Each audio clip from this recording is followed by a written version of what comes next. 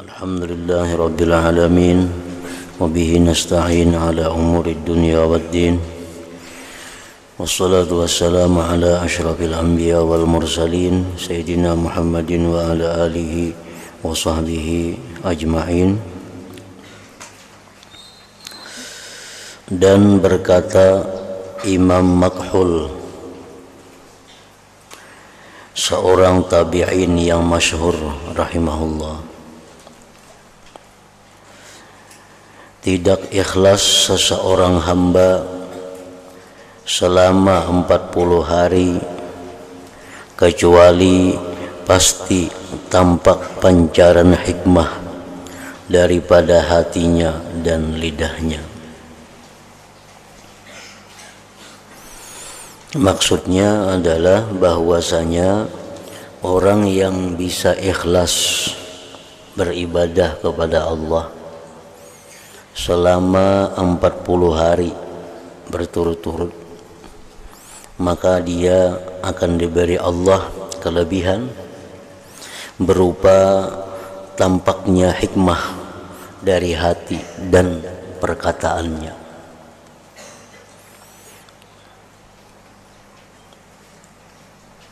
Orang yang mampu ikhlas beribadah kepada Allah selama 40 hari, maka dia akan diberi Allah kelebihan, diberi Allah keutamaan berupa dipenuhi hatinya dengan hikmah, dan lidahnya pun akan mengeluarkan kata-kata hikmah.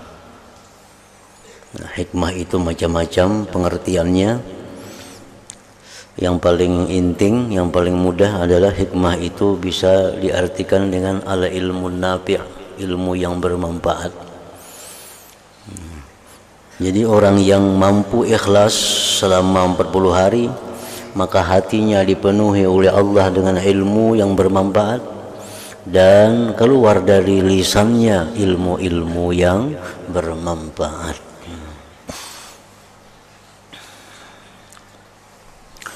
Dan berkata Sahal At-Tustari rahimahullahu ta'ala pula,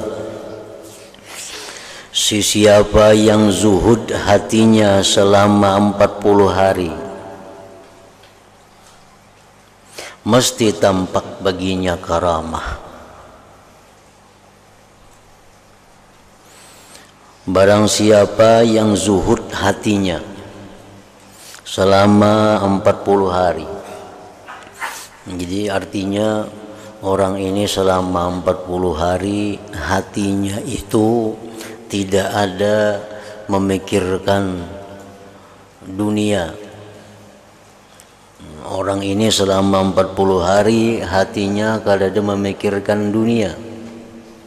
Arti dunia itu adalah sesuatu yang tidak bermanfaat sesudah dia mati.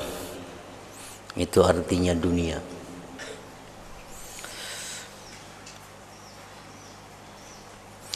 Siapa yang zuhud, siapa yang mencegah hatinya daripada memikirkan sesuatu yang tidak bermanfaat sesudah dia mati selama 40 hari. Artinya dalam 40 hari itu pikirannya itu kadada memikirkan nang kada bermanfaat sesudah dia mati. Jadi pikiran itu selalu yang menjadi kebaikannya sesudah mati. Selama 40 hari hanya demikian. Pemikirannya, isi hatinya itu adalah sesuatu yang memberikan dia keuntungan sesudah dia mati. Pasti tampak baginya karamah. Nah, tampak baginya karamah.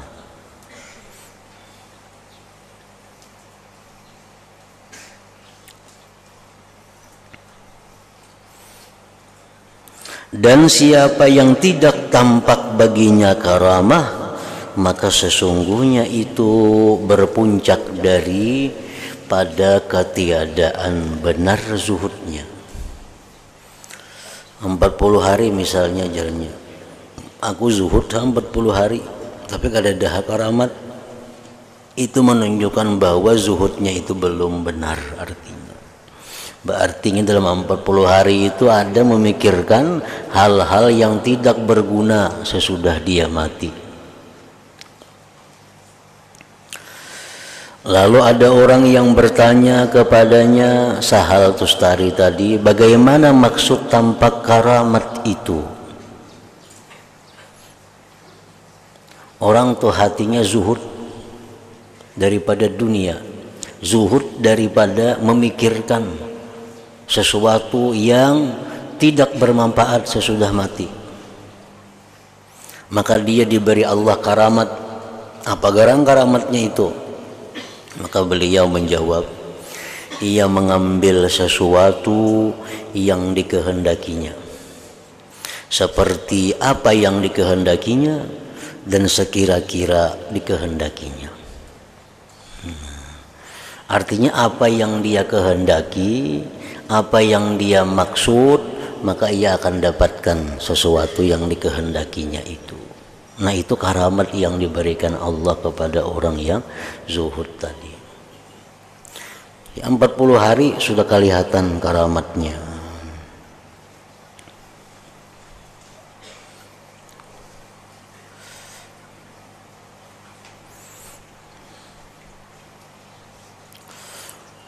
Apa yang dikatakan oleh para ulama, innallaha yu'tir ragiba duna ma yurid wa yu'ti zahida fawqa ma yurid wa yu'ti al-arifa muwafaqata ma yurid.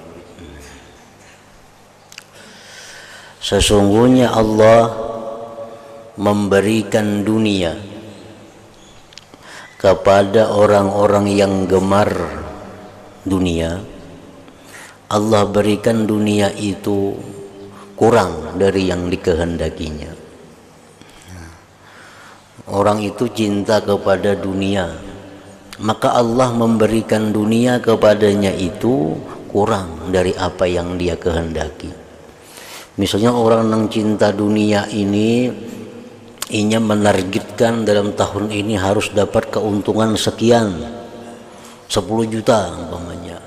Allah beri kada sampai saya itu. Allah beri kada sampai saya itu. Nah, kemudian lagi Allah memberikan dunia itu kepada orang yang zuhud melebihi dari apa yang dikehendakinya. Nah, kalau orang zuhud yang berkehendak, aku dalam tahun ini dapat keuntungan 10 juta. Allah beri lebih daripada 10 juta itu. Nah, jadi itu ngarannya karamat.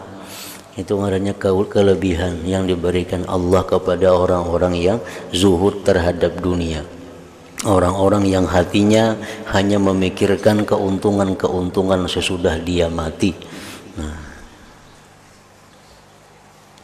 jadi zuhud itu artinya bukan orang itu miskin, bukan orang itu kaya, bukan orang itu fakir, bukan orang itu mampu. Itu bukan masalah zuhud. Zuhud itu adalah orang yang di hatinya, yang dipikirkannya, yang dipentingkannya sesuatu yang bermanfaat sesudah mati. Nah, itu orang yang zuhud ngarannya. Orang kaya banyak yang zuhud, orang fakir banyak yang kada zuhud. Jadi kaya fakir itu kada berlaziman berkaitan dengan zuhud kada zuhud, sebab zuhud itu letaknya di dalam hati. Bila orang tu pikirannya nang dipentingkannya hal-hal nang berguna sesudah mati, itu dia orang zuhud. Tapi bila dipikirkannya hal-hal nang kada bermanfaat sesudah mati, bila dipikirkannya hal-hal yang justru menyusahkan dia sesudah mati, nah ini kada zuhud ngarannya. Dan berkata lagi Sahal At-Tustari rahimahullahu ta'ala, para ulama yang cerdik pandai telah melihat kepada hakikat ikhlas. maka mereka tidak mendapati lebih daripada bahwasanya ikhlas itu jadilah segala pergerakan seseorang itu, dan diamnya ketika bersendirian atau bersama orang lain tidak dicampuri oleh sesuatu, sama ada nafsu atau apa-apa tujuan keduniaan. Itu orang yang ikhlas. Jadi ikhlas itu, ujar Sahal Tustari tadi mengatakan lagi bahwa ikhlas itu artinya orang yang bergeraknya, orang itu berdiamnya tidak ada di dalam hatinya untuk tujuan-tujuan keduniaan. Nah, itu ikhlas artinya. Baik inya beribadah, baik inya kada beribadah, tujuannya kada ada keduniaan.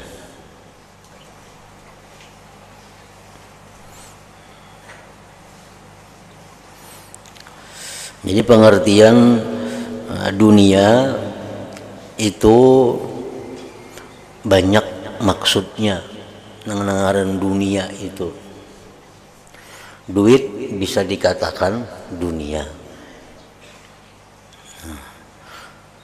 Pokoknya sesuatu nang sebelum mati itu disebut dunia. Napa nang sebelum mati nih, itu disebut dunia. Sembahyang dunia, menuntut ilmu dunia, puasa dunia, naik haji dunia, mencari duit dunia, mencari pangkat dunia. Pokoknya yang sebelum mati itu disebut dunia. Nah, lalu kemudian si dunia ini ada yang dicela, ada yang tidak dicela. Dunia yang kada dicela itu, dunia yang terpuji itu, dunia yang membawa keuntungan kita, dunia yang membawa keselamatan kita di negeri akhirat. Nah, ini dunia yang terpuji. Oleh karena dunia yang terpuji ini menguntungkan kita di akhirat, lalu disebut jadi akhirat ngarannya. Padahal dunia juga, cuma karena dia terpuji menguntungkan di akhirat, lalu disebut itu adalah akhirat. Nah, sehingga sembahyang disebutkan akhirat, apalagi menuntut ilmu disebutkan akhirat, ibadah-ibadah lain itu disebut akhirat. Padahal pada dasarnya itu adalah dunia. Jar Nabi, hubbiba ilayya min dunyakum, aku jar Nabi cinta kepada dunia nang tiga hal ini. Nah, pertama sembahyang. Nah, Nabi kita mengatakan sembahyang itu dunia karena itu sebelum mati. Itu bujur aja juga. Dipandang dari sebelum mati, sembahyang itu, puasa itu, sedekah, menuntut ilmu, dipandang sebelum mati itu dunia ngarannya. Tapi bila dipandang bahwa itu berguna sesudah kita mati, maka itu disebut dunia yang terpuji. Oleh karena dunia yang terpuji, maka seringkali disebut orang dengan sebutan akhirat jadinya. Orang nuntut ilmu padahal orang nang cinta akhirat, orang suka sembahyang disebut orang yang suka akhirat, orang suka bersedekah disebut suka akhirat, padahal itu dunia karena belum mati. Nah, tapi karena tadi alasannya. Nah, ada dunia yang sebelum mati ini yang tercela. Yang tercela itu apa? Dunia yang tercela itu adalah sesuatu yang sebelum mati ini yang akan menyusahkan kita sesudah mati. Nah, ini dunia yang tercela. Nah, ini biasa dipakai kalimat dunia tercela, ya iya ini dunianya. Walaupun ibadah yang kadang menguntungkan sesudah mati itu disebut dunia yang tercela. Ibadah yang dilakukan dengan kada ikhlas itu dunia tercela, kada bisa disebut sebagai akhirat karena kada termasuk dalam golongan dunia terpuji. Nah, jadi bila ada hadis Nabi yang mengatakan misalnya hubbud dunya ra'su kulli khati'ah, cinta dunia itu pokok segala dosa. Dunia yang mana? Dunia yang tercela ini. Nah, dunia yang tercela ini artinya apa? Sesuatu yang sebelum kita mati, yang akan menyusahkan kita sesudah mati. Nah, yang menyusahkan kita sesudah mati itu apa? Satu, amal-amal maksiat.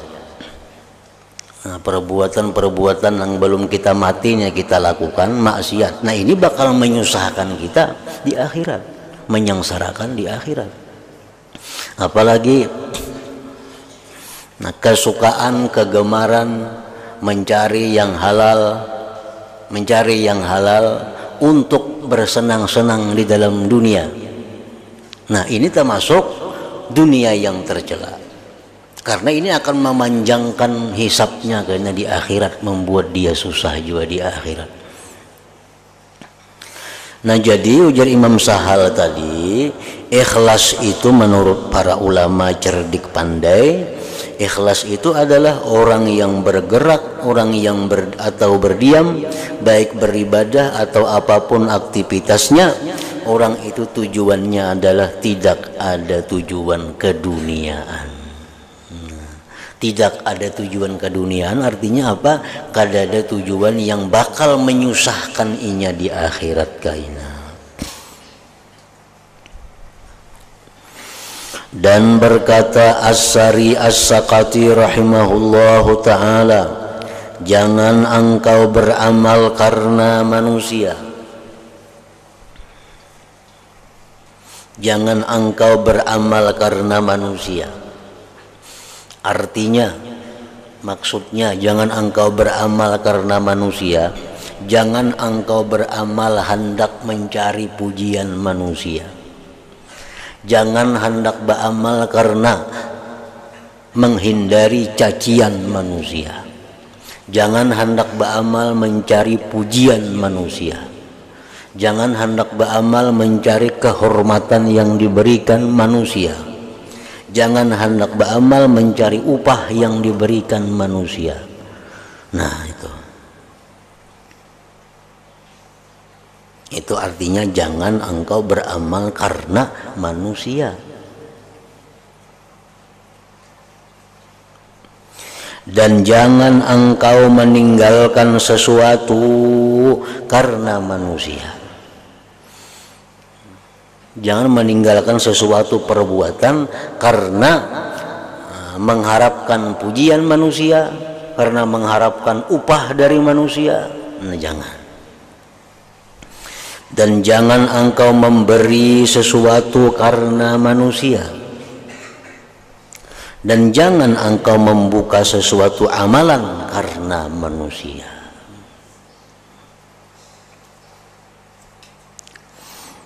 Nah, itu ikhlas menurut Imam As-Sari As-Saqati tadi. Kemudian as-sidqu, adapun as-sidqu atau benar itu maka firman Allah Ta'ala, ya ayyuhalladzina amanu taqullaha wa kunu ma'as sadiqin. Maksudnya, wahai orang yang beriman, bertakwalah kamu akan Allah dan jadilah kamu bersama-sama dengan orang yang benar. Kita disuruh Allah untuk jadi benar, dan disuruh Allah berkumpul lawan orang yang benar. Berkata Imam Al-Qushairi rahimahullahu ta'ala, benar itu ialah puncak segala urusan, dan dengannya benar pula ia menjadi sempurna, dan padanya benar pula akan tersusun segala urusan itu. Jadi segala sesuatu itu berhajat kepada benar. Tobat mesti benar, ikhlas mesti benar, zuhud mesti benar, wara mesti benar. Semuaan kedudukan yang ada dalam agama itu berhajat kepada ngarannya benar itu.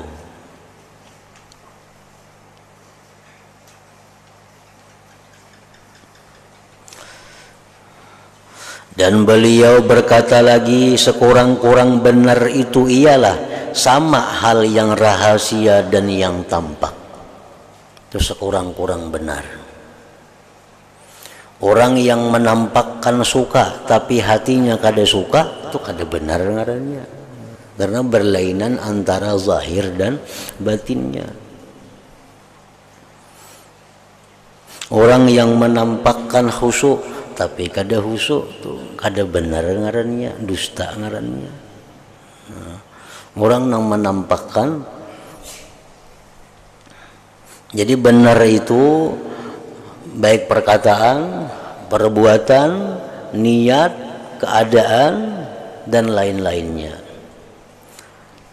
Namun pada pokoknya semula benar itu berada pada perkataan. Perkataan itu ada benar, ada dusta, itu berlawanan. Dusta lawan benar kada mau berhimpun. Benar itu apa?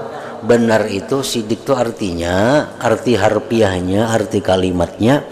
Benar itu menyampaikan sesuatu yang terjadi. Menyampaikan sesuatu yang terjadi. Nah, sedangkan dusta menyampaikan sesuatu yang tidak terjadi. Itu dusta. Nah, kemudian benar itu kepada Allah yang pertama kita dituntut. Jangan mendustai Allah. Itu yang pertama. Yang kedua, hanya kita benar kepada manusia.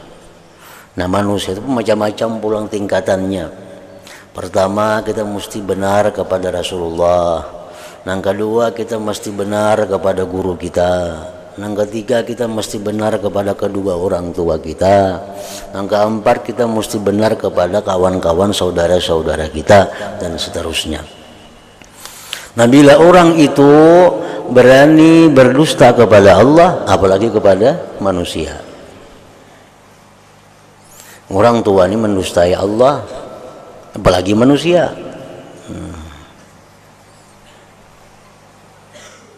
Di dalam sembahyang, nah kita disuruh jujur, disuruh benar terhadap Allah.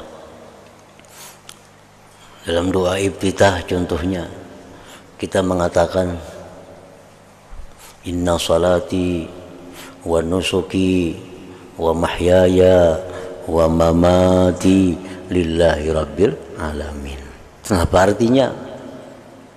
Ini di hadapan Tuhan kita bersuara, inna salati, bahwa sembahyangku, wa nusuki, ibadah-ibadahku, wa mahyaya, hidupku, wa mamati, dan matiku, lillah, bagi Allah Tuhan semesta alam. Nah, itu pernyataan kita di hadapan Allah. Amun ternyata kita sembahyang kita kada karena Allah, ibadah kita kada karena Allah, hidup kita kada di jalan Allah, mati kita dalam keadaan yang tidak diridai Allah, berarti kita mendustai Allah ngarannya. Bila orang mendustai Allah, mendustai yang lain apalagi?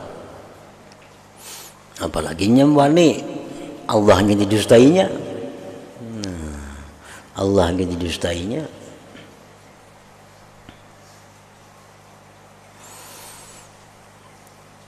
Dan berkata Sahal rahimahullahu ta'ala, tidak akan mencium bau kebenaran seseorang yang menipu diri sendiri atau menipu orang lain. Menipu diri sendiri, menipu orang lain. Menipu diri sendiri, menipu orang lain, seperti menampakkan ahli ibadat padahal kada, menipu diri seorang, menipu orang lain. Menampakkan kehusuan, seorang kada husu, menipu diri sendiri, menipu orang lain.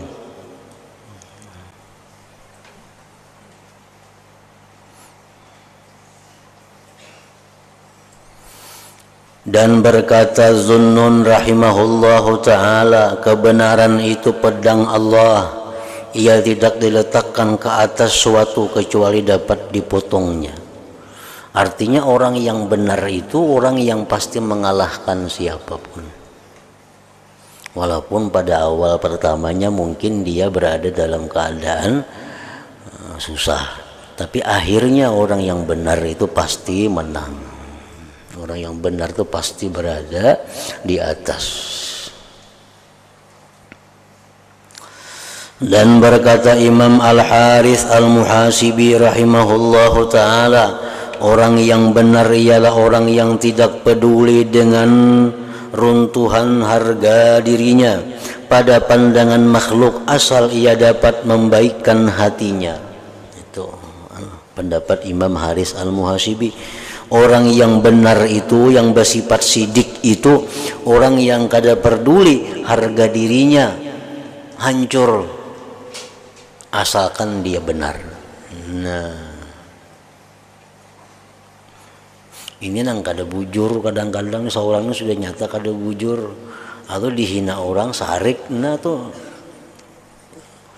itu nang jauh daripada sifat jujur. Seorangnya sudah kada jujur, dihina orang sarik, dua kali luputnya. Satu, seorang itu sudah kada jujur, dihina orang, dianggap orang merusak harga diri, nah itu dua kali luput ngarannya. Kalau orang nang sifat jujur benar itu, dia kada jadi masalah harga dirinya runtuh, dia kada masalah citranya buruk di hadapan umat masyarakat, asal hatinya bagus, asal hatinya bagus. Nah, itu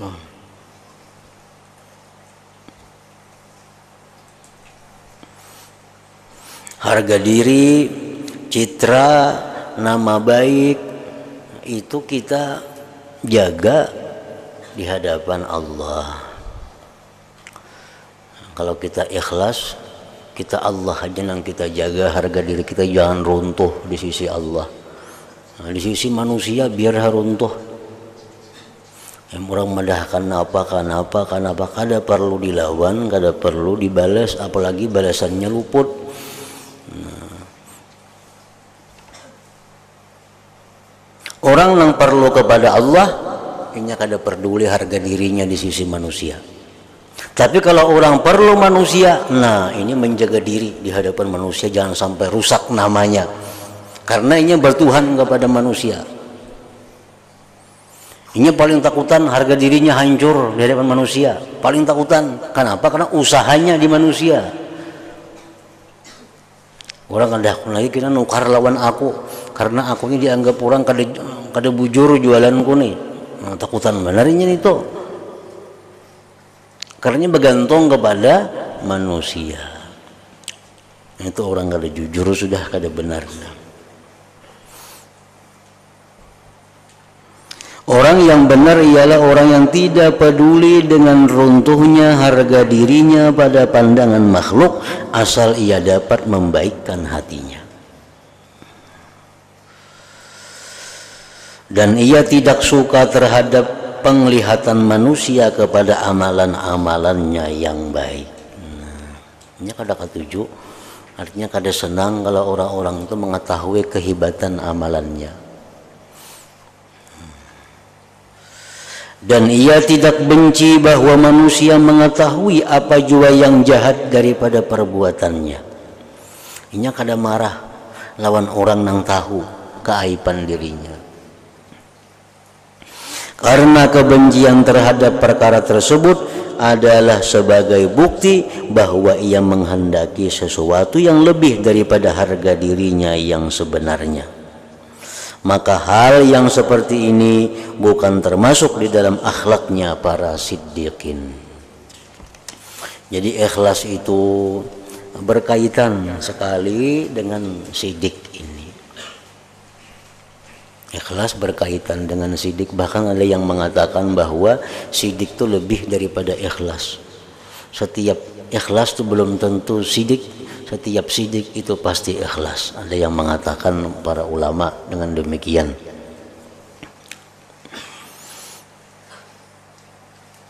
Orang beribadah umpamanya, orang beribadah dengan mengharapkan ganjaran surga dari Allah. Itu ikhlas. Ikhlas tuh. Tapi ini belum sampai kepada derajat sidik. Nah, belum sampai kepada derajat sidik. Kalau orang sidik macam apa? Ini beribadah itu adalah semata-mata menunaikan hak kehambaannya kepada Allah Subhanahu wa taala. Perkara dibalas Allah lawan surga, dibalas Tuhan lawan apa, itu kada ada urusannya. Inya sembahyang karena ini jadinya adalah tugasku sebagai hamba mengabdi kepada yang menciptakan aku. Kada mengharapkan balasan apa-apa dari Allah. Nah, itu sudah sidik ngarannya. Jadi lebih tinggi daripada ikhlas di sisi seperti itu. Kita beribadah supaya masuk surga, supaya jangan ke neraka, itu sudah ikhlas ngarannya. Sudah ikhlas, tapi belum sidik lagi. Nah, sidik itu orang yang benar-benar menjadi hamba. Benar-benar menjadi hamba apa? Setiap dia berbuat, dia melakukan kewajibannya kepada yang menciptakannya. Dan dikatakan apabila engkau meminta daripada Allah akan sidik, maka Allah akan memberi akan dikau akan cermin yang dapat engkau melihat dengan segala sesuatu daripada keajaiban dunia dan akhirat. Bila kita minta kepada Allah supaya diberi sidik,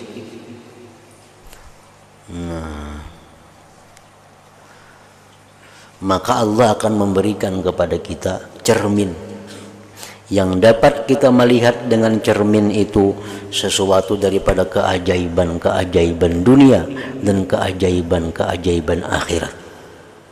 Contohnya Imam Ghazali rahimahullah, beliau itu dikenal sebagai orang yang siddiqin.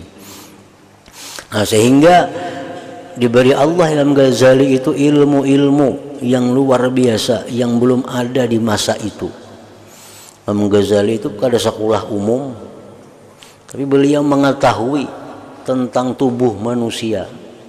Dalam tubuh itu ada urat ini, fungsinya ini, ada urat ini, gunaannya ini. Dalam kepala itu ada utak yang namanya ini, ada utak ngarannya ini. Nah, itu keajaiban-keajaiban ilmu yang diberikan Allah karena orang yang bersifat sidik itu. Belum lagi keajaiban-keajaiban akhirat. Jadi apabila engkau meminta daripada Allah akan sidik, maka Allah akan memberi akan dikau akan cermin yang dapat engkau melihat dengan segala sesuatu daripada keajaiban dunia dan akhirat. Nah, jadi ikhlas berhubungan erat dengan sidik, dengan benar ini. Kalau kita ikhlas, maka ikhlas kita ini belum tentu lagi sidik. Nah, jadi ikhlas kita tingkatkan supaya menjadi ikhlasnya siddiqin, ikhlasnya orang yang benar-benar ikhlas, yaitu orang yang mengabdi kepada Allah tanpa mengharapkan apapun dari Allah Subhanahu wa taala selain daripada keridhaan Allah Subhanahu wa taala. Nah, itu sudah ikhlas siddiqin orangnya. Nah, situ dan berkata Junaid al-Baghdadi rahimahullahu taala,